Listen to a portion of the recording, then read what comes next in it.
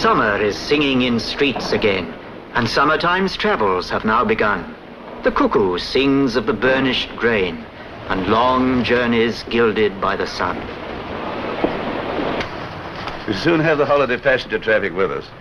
But between us, I think we can deal with all their... The superintendent of operating speaks in the ears of his timetable brains, who sit in their offices calculating how to fit in fast summertime trains.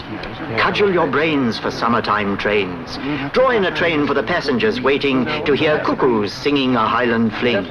Draw in a line for a non-stop to Edinburgh over the Tyne. And so the new service comes into its hour. The morning is June. The weather is fine. At King's Cross Depot of Motive Power, the drivers come in to sign on the line. Bob Marrable, top-link train driver, who's always a punctual arriver, wears boots, footplate size, has colour-light eyes, and engine oil in his saliva.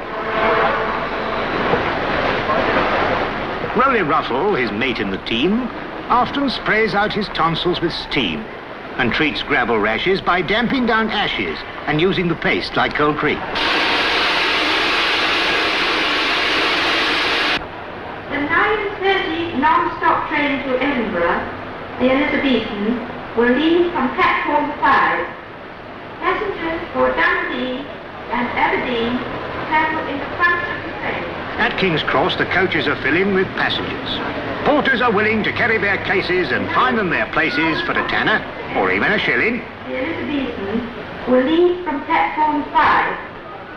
Passengers for Dundee... Like a general gathering forces, the chef's checking up his resources. All the pains in your belt Mr. Wheeler can melt and roll your eyes round with his sauces.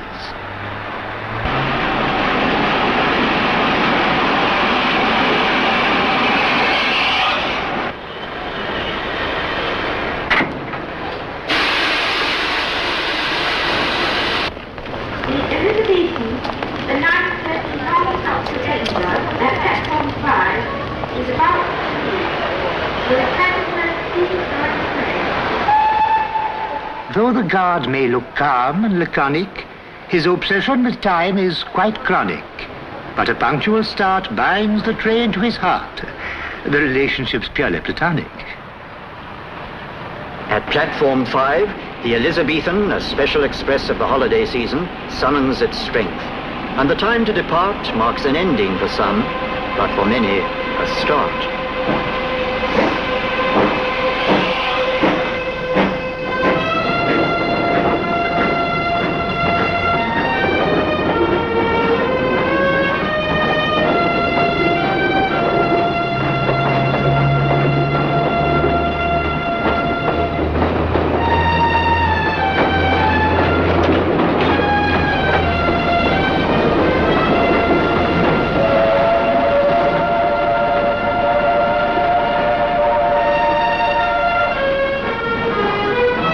As the engine goes with a swing and a shine past the engine sheds, there's a man on the line who gave her that shine. He's the fitter. His was the skill, his the hands that uncoupled her rods, stripped her gear, packed her glands with his firm, skillful hands.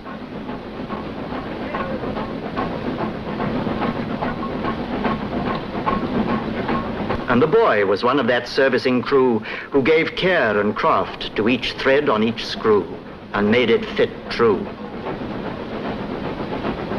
They're the fitters, the men with the cunning to bring through each big end and piston, valve, spindle and spring, all that power and swing.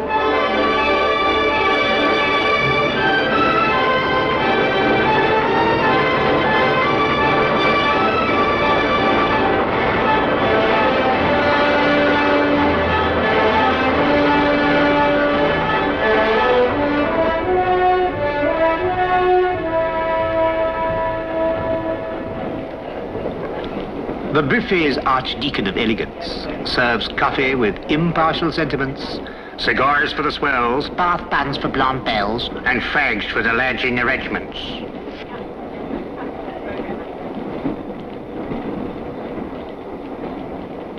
The passengers sitting at buffet tables, the Howards, the Berts, the Cynthias, the Mabels, enjoying the comfort and ease in their seats, careless of crumbs in turnips or pleats, admire the gleam on the chromium plate, the polish on tables, the unfaded state of curtains and fabrics. But rarely give thought to the long years of training, the practice that taught men in large workshops the best way to take a carriage to pieces and how to remake it better than new. The seats that are sat on had to be made to welcome all shapes. First, the material that mustn't fade or wilt under pressure was cut with a blade skillfully guided, then skillfully sewn, while windows were painted, then carefully scraped, and taps were fitted in shining chrome. Then the seats were upholstered, material bolstered. And while a man was writing a sign, and others were putting that last mirror shine on metal and paint, the seat was finished. And those who ride in its regal embrace can truthfully claim to sit in the pride and work of a king.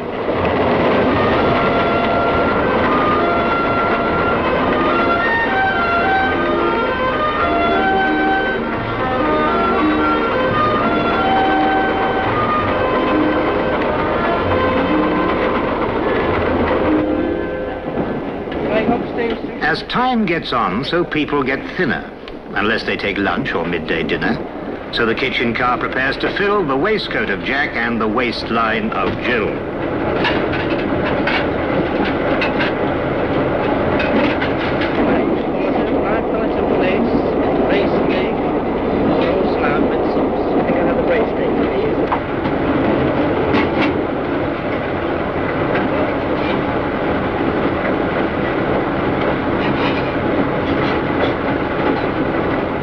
Watch them consistently filling the gaps in their faces with food without filling their laps. They wouldn't be eating as smooth in most cars, or ocean steamers, or even some bars. As undisturbed as Robinson Crusoe by the train's motion, they swallow their meats. What in the railways allows them to do so? One of the factors enabling these feats of filling stomachs without filling laps is the state of the track, which depends on these chaps of the maintenance gangs. The chaps who see that the rails are tight in their several chairs, who see that they're straight and on the level, unlike crooks or stairs, who see that the chairs are firmly fixed, that no evil disturbs the sleepers, who see that the gap's not been stretched in the night by clandestine creepers, who see that this very important small gap will not cause any damage by wrapping some diner's first-class Adam's apple in chicken or cabbage, who see that the passengers riding in clover can take meals on velvet at 90 or over.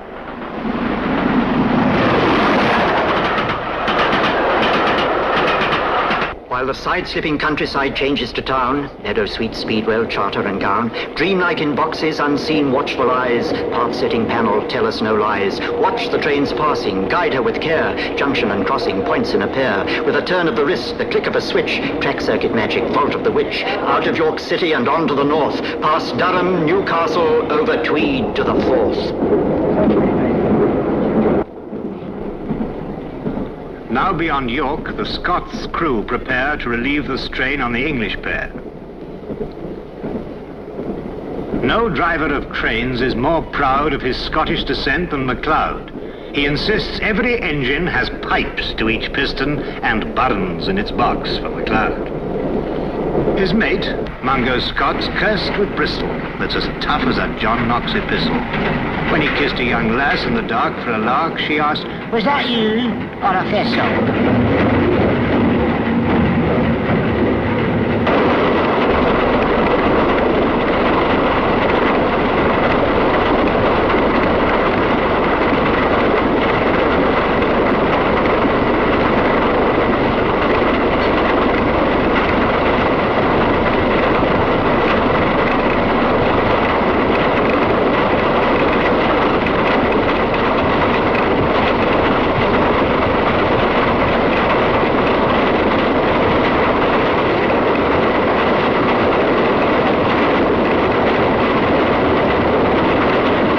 Sir Nigel Gresley designed his A4 with the speed of a greyhound, the strength of a boar. But when he put fire in her stomach, he taught her to burn with a furious thirst for water. So when she approaches a water trough, watch Fireman Mungo doing his stuff.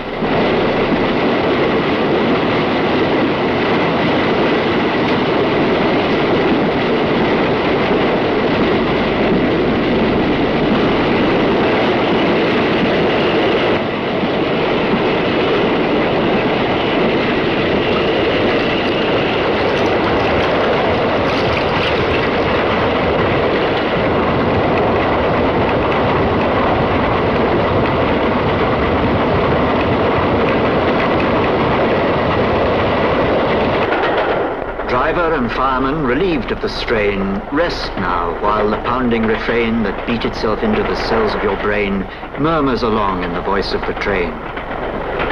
God, keep your watch on this world of corridors, coaches, while passengers curled in safeguarded rest are rapidly swirled past the vision of Durham, swiftly unfurled.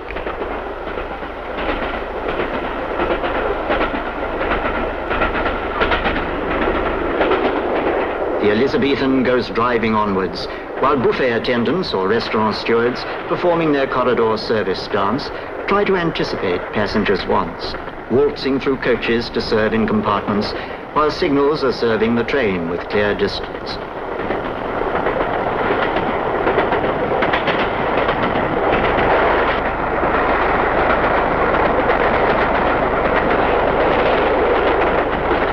Sometimes breaking this smooth onward flow, though the home signal's clear, the distance says slow. The regulator slams shut, and McLeod clamps on the brakes. The loud hiss of steam as the train seems to slow to the pace of a cloud breaks the afternoon task and disperses the dream.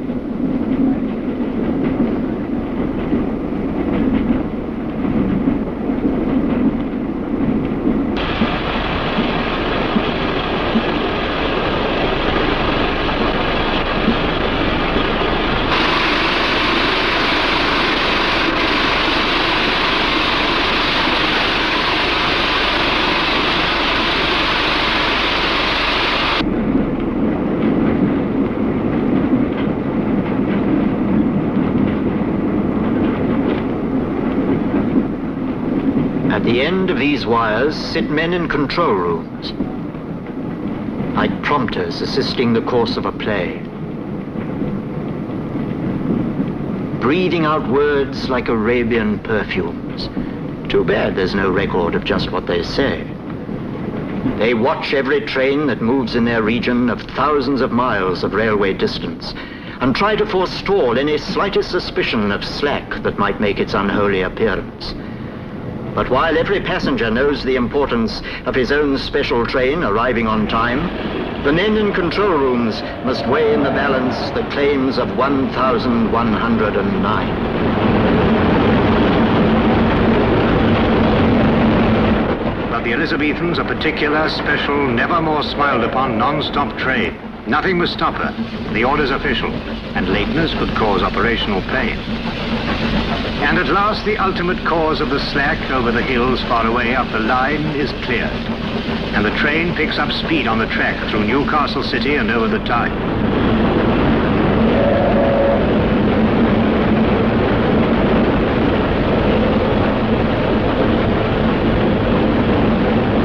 But now the express has lost time. She'll be late unless driver Tony and Mungo, his mate, can make up 4 minutes and nearly a quarter on the difficult stretch running over the border. Here's driver McLeod, mighty old hunter, chasing each minute of time's silent thunder, riding down seconds over the straight track, chasing the seconds lost rounding the curved track, coaxing each delicate petal of power out of steam's suddenly blossoming flower. Here's muscular Mungo, hard-handed toiler, who keeps water flowing round the tubes of the boiler, keeps up the pressure, heaves tons of coal on, makes sure his driver's got enough steam to roll on, bends till his backache shifts as his feet work, rhythmically swinging to make boiler heat work.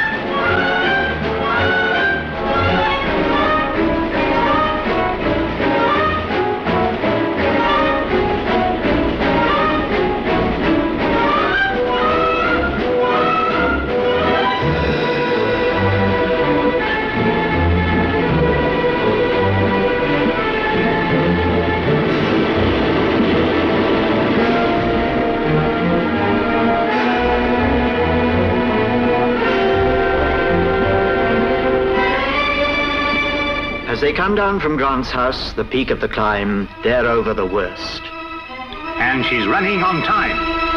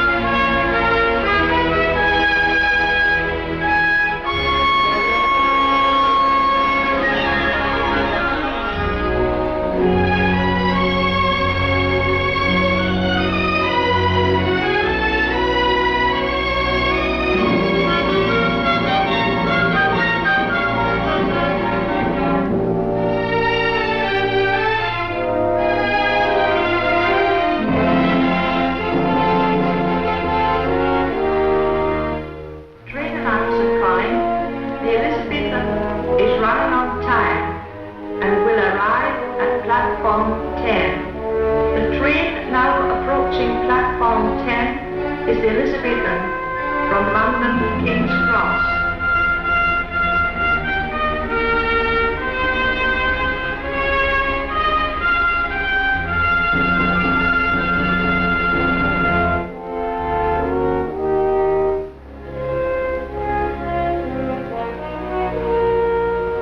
Mr. Arnott of Waverley Station has a very high sense of occasion. If a train's a non-stopper, his topper is proper. His Hamburg's for trains of low station. The Elizabethan that's now arriving at platform 10 in Waverley Station left London at 9:30 sharp this morning with mothers, with sons in high expectation, with fathers, with daughters, of pounding the path non-stop from King's Cross in 6 hours and a half.